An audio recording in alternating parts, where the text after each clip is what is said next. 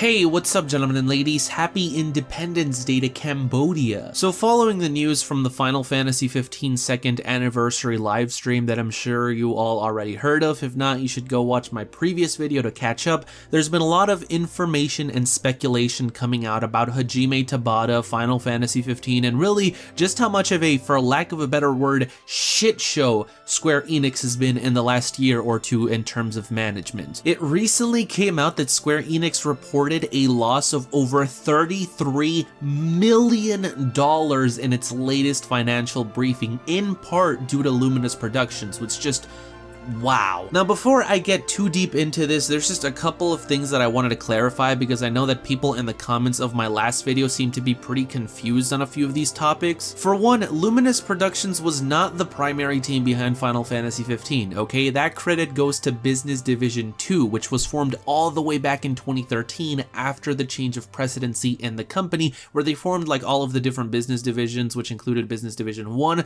that is currently working on the FF7 remake, and Business Division 3, known as Osaka by the fans, currently working on Kingdom Hearts 3. Luminous Productions did not come until way later. It was actually only established this year, 2018, and it had nothing to do with Final Fantasy 15 other than the fact that it was going to be headed by Tabata, who was previously the head of Business Division 2 but was now moving to lead this other new team. Square Enix themselves reported that Luminous Productions would be working on quote AAA non-Final Fantasy titles, which I'm assuming was in part due to Tabata just being done with the franchise as a whole after the stress of directing 15. Where some of the confusion comes in is that Luminous Productions was named after the Luminous Studio, which is the engine that ran Final Fantasy 15 and cost Square Enix a whole bunch of money for very little reward. It's an entire thing. I made a whole video about it if you guys want to go check it out. It's not really the main focus here though. Many people wrongly assumed that Luminous Productions would be making games for the Luminous Studio, but it's worth noting that that was never actually said outright by Square Enix. And many things actually hint to the fact that after 15 they would abandon the Luminous Studio altogether, such as the fact that Kingdom Hearts 3, for example, originally ran on that engine,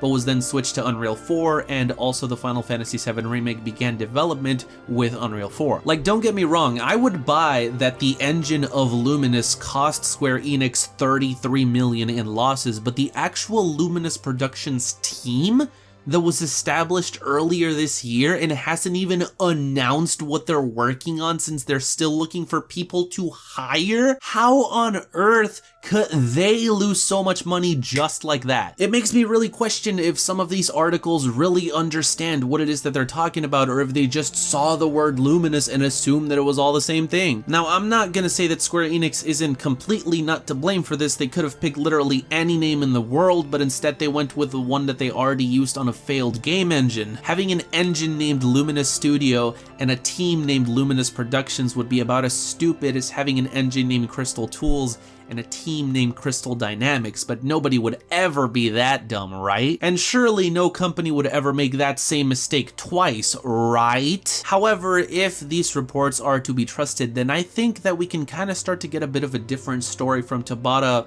quote-unquote, resigning from Square Enix. I mean, a lot of people forget this, but he's been with the company since like all the way back in 2003. After all, he was the director for Before Crisis, the FF7 mobile game, and that eventually landed him the directing role for another of Square Enix's mobile games, Type 0, that was then deemed too ambitious for phones and got moved to PSP, where Tabata would then also go on to direct Crisis Core and Third Birthday, and because of his experience with that, he was then put as co-director of Final Fantasy 15, and then eventually the actual director Nomura was kicked out of that game, and Tabata, almost by accident and pure happenstance, ended up being the lead in Square Enix's second biggest team. I've been saying this for years at this point, but Tabata was always one to try and please everyone, and love it or hate it, I think that it's fair to say that he reached a bit too far with Final Fantasy 15 and could not deliver everything that was promised. So after the stress of that, he decided to work in a different division to try and distance himself from the franchise, but again,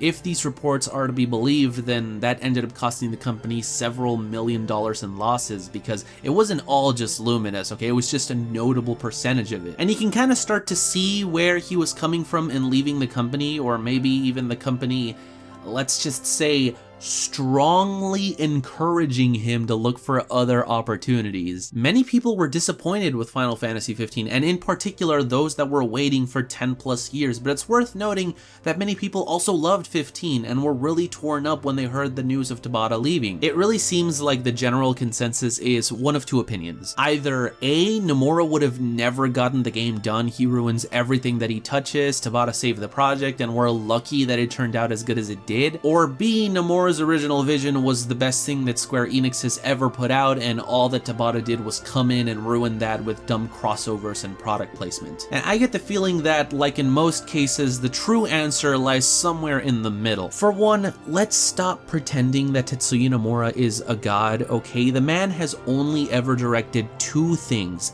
the Final Fantasy VII film Advent Children, which had too many problems to even get into right now, and the Kingdom Hearts series, of which one game has a great story, and one game has great gameplay, and everything else is mediocre at best. I've talked before about how Nomura is great at hyping up things with trailers and teasers only for the result to end up being kind of disappointing and underwhelming. Now, I'm not saying that Versus 13 would have been bad, but I am saying that Versus 13 could have been bad, and that's not really something that I hear be talked about too often. However, is Tabata the be-all end-all savior of Final Fantasy like some people portrayed him? Absolutely not. The man spreads himself way too thin. I made an entire video talking about how Final Fantasy 15's own ambition is what eventually led to its downfall. Speaking of which, why don't we talk about the thing that I know you've all been waiting for, the cancelled Season 2 of DLC. Holy hell does this portray incompetence from this company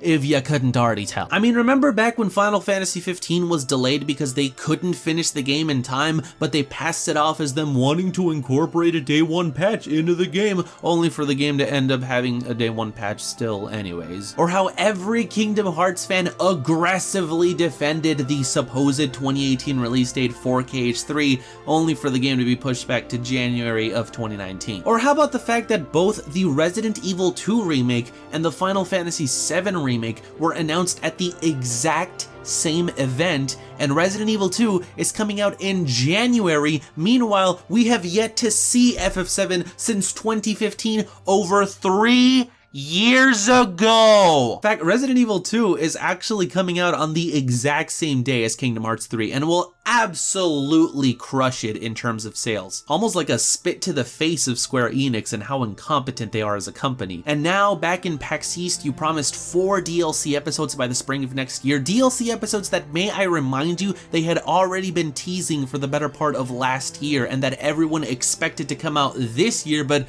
okay, whatever, I guess we'll wait. And then they said that the content we would be getting this year was 2 major updates for Comrades during the summer, which just kind of never came out, even though it's fucking November. And then at the anniversary event, they were like, yeah, we can't get 4 DLC episodes done in a year and a half, so we're canceling 3 of them. And also, here's the trailer for that stuff that low-key was supposed to be out 4 months ago, but enjoy it in December, I guess. Oh, but you know what we do have time for?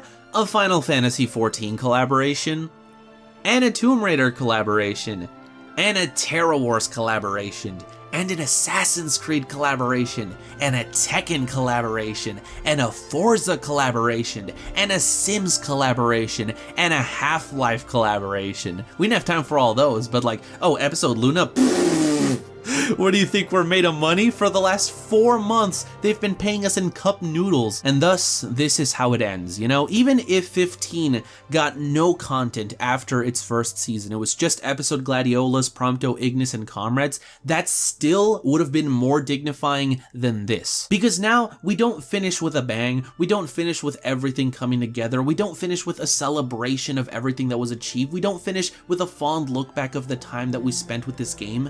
Instead, we finish with false promises, cancelled episodes, a director resigning in frustration, greedy corporate collaborations that nobody wanted, and an extremely disappointed fanbase, yes, including both the people that hated 15 and the people that loved 15.